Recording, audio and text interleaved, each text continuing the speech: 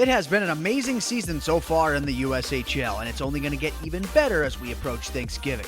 Today we've got highlights, previews, and the announcement of the USA World Junior A Challenge roster coming at you. I'm Chris Treft, and this is The U Show.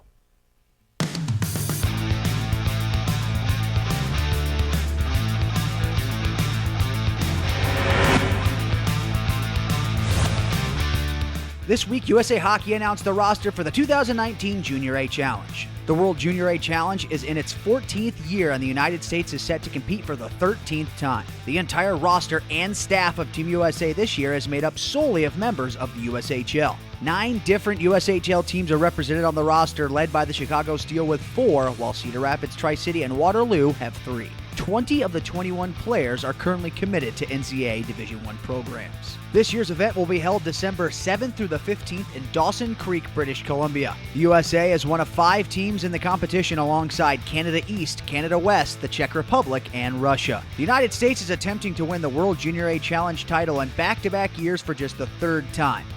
For even more details, you can visit USHL.com.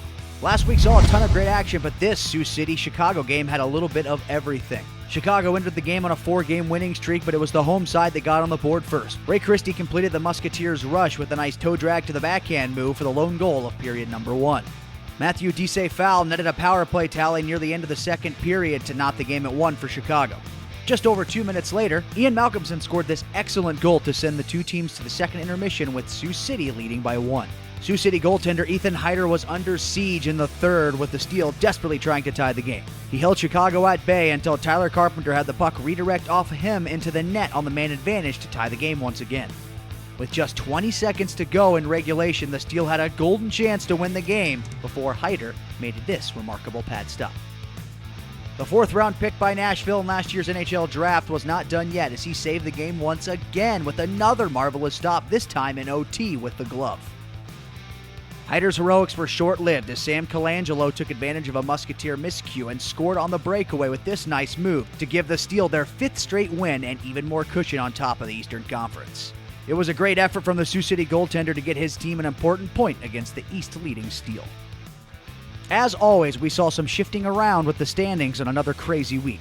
Chicago and Waterloo remain on top of their respective conferences, but after that it gets a little hectic. Des Moines continues their strong play as they have moved into the 2 spot in the West. Green Bay made the biggest jump in the East as they have climbed to the 3 seed, riding a 4-game point streak.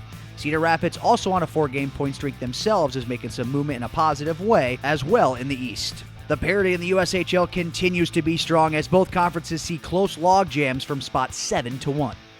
2 teams we just talked about, Green Bay and Cedar Rapids, will face off against one another in a huge game in the East. The Gamblers and Rough Riders both 3-0-1 in their last 4 games and separated by just 1 point in the standings. The winner gets spot number 3, the loser drops to 4 in what is sure to be an exciting game up in Green Bay.